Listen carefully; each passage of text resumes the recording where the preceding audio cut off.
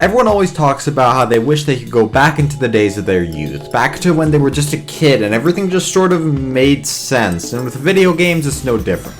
Because newer games just don't have the same spice to them as they did in the past. For me, I really feel like nothing orchestrates this better than with Pokemon Y, my first ever Pokemon game. Whenever I hear the soundtrack to that game, I just start going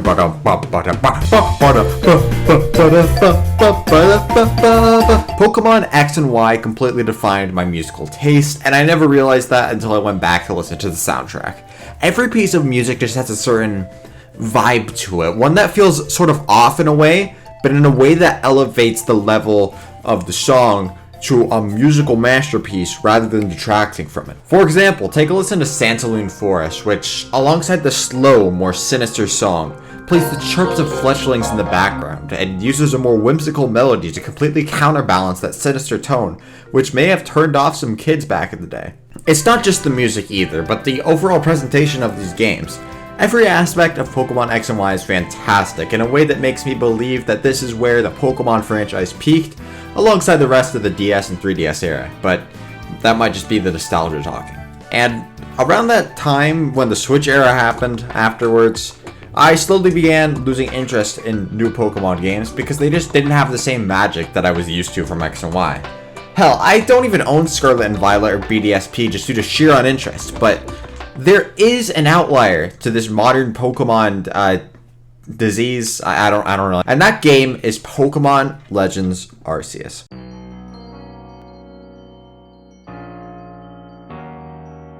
Pokemon Legends Arceus is probably my favorite Pokemon game. To me, I compare it to what the Minecraft mod Pixelmon could be at its maximum potential. This game presents itself in more of a calm way than other Pokemon games, and gives a complete overhaul to the battle system, making it far more fluid and fun, and in conjunction puts a greater focus on catching them all than ever before. So, what did we learn from this section? Well, when it comes to mainline games, I believe that X and Y is unrivaled, but even above that is Pokemon Legends Arceus, a game which I absolutely adore. If only there was a way that they could be merged in a game which reintroduces Pokemon, like Ash Greninja and other Metagas. Even though Ash Greninja... This is the first of 3 games I am extremely excited for. Pokemon Legends Z-A. Z-A. Zaza. I gotta look this up. Oh. Now that's how you say it. We have not gotten a single second of gameplay from Pokemon Legends Pizza, and yet everything we've seen has been promising.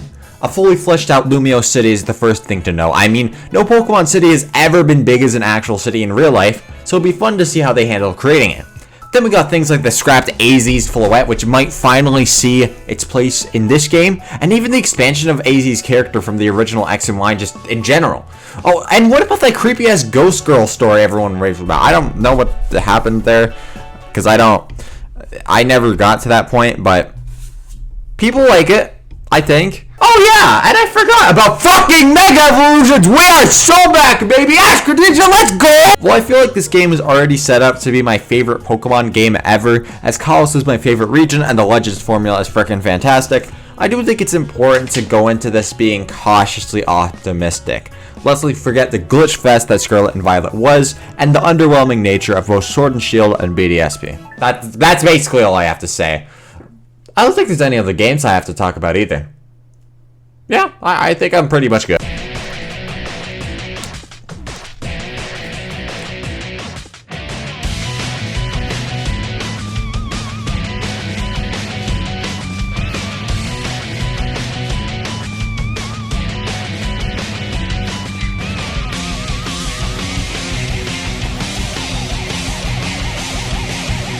While the quality of Eat the Pizza Crust Legends Dominoes featuring Dante from the Devil May Cry series and Knuckles is questionable, seeing as it hasn't had so much as a single trailer for the game, the same cannot be said for Sonic X Shadow Generations.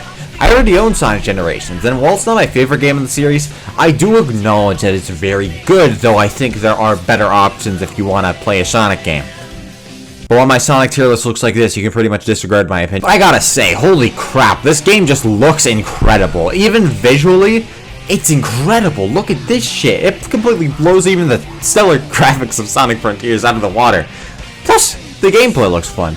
And it's been said that the controls are similar to the Sonic Frontier Cyberspace stages, and you saw my stages. I consider Sonic Frontiers the second coming of Christ. This is not a problem for me. Shadow Generations looks amazing, and in my opinion, justifies this collection's existence. Plus, even if there are no upgrades to Sonic Generations, it's still one of Sonic's best games to date. But does that make this collection worth almost $70 at launch, when Sonic Generations is worth only $30? Yeah, probably. The real test of this game will be whether or not it can actually live up to its price tag, rather than it being good or bad. I have to burp. This is the most excited I've been for a Sonic game in a while. And I can't wait to drop off the battle bus and meet some of you in Fortnite. And I can't wait to get my hands on the game. And now, there's only one more game left to talk about, which might just blow these two out of the water. If you've seen my game selection so far for what I'm excited for, you'd probably think that I was a Nintendo adjacent fan, and you've probably been blown out of left field right now by this anime weeaboo game coming out of absolutely nowhere, but let me explain why it's here. Dragon Ball Z is one of my favorite pieces of media, period. After reading the manga for it, I was instantly hooked to the series, and I hit my mic. And a part of that included me buying the games, such as Dragon Ball Z Kakarot, Fighter Z, and Xenoverse 2. They're all incredible to experience as a Dragon Ball fan, since they're pretty good games overall with a lot of fan service elements which Dragon Ball fans get, you know? But the one Dragon Ball game that's always eluded me, that I've never heard people stop talking about, was the Dragon Ball Z Budokai Tenkaichi series, or as it's known in Japan, the Sparking series.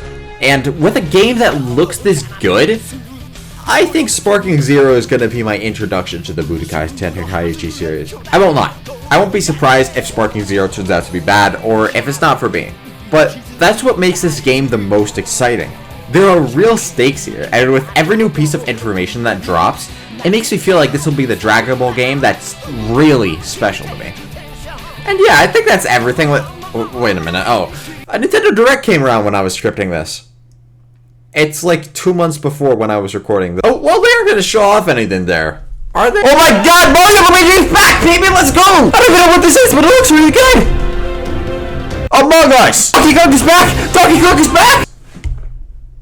This game looks like shit. What the fuck is that, Freddy Fazbear? Luigi! Is this Dark Souls? I really don't know. Mario Party Jamboree! Legend of Zelda? But it's actually the Legend of Zelda? Metroid Prime 4, baby! Basically, now I gotta add Mario and Luigi Alchemist Brotherhood, Super Mario Party Jamboree, and then actual Legend of Zelda to the list.